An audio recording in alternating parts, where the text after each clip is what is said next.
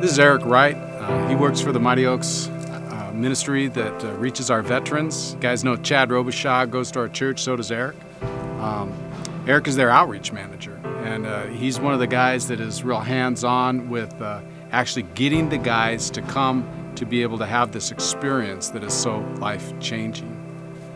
There are a lot of guys waiting to try to get into the program, and we've talked about the suicide rate among veterans, but why don't you share with us what Chad told me this week about what happened? Yeah, I mean, the suicide rate obviously is a big thing that we combat. It's very real to us. We have 268 guys that are on a wait list right now, and that's not including the active duty servicemen that are trying to get into the program as well.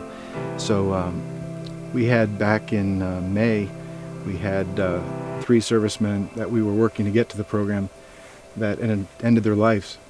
And for us, that's just heartbreaking. You know, when they're so close to coming, they're right there, and we couldn't get to them quick enough. So it's very real for us. And had a Desert Storm veteran who had been struggling all these years with suicide and a number of things, his marriage as well. And we were able to connect with him, and he was at a service where we spoke. And his brother had got him to the service and said, I really think you're going to connect with these guys, and they've been where you've been. And you know, he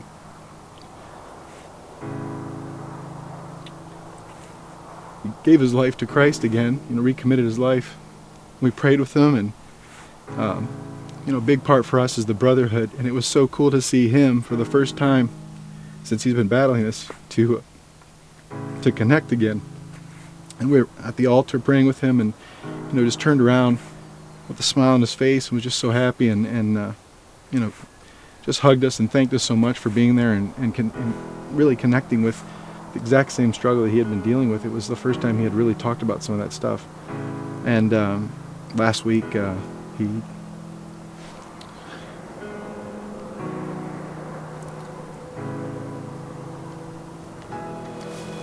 took his life. And I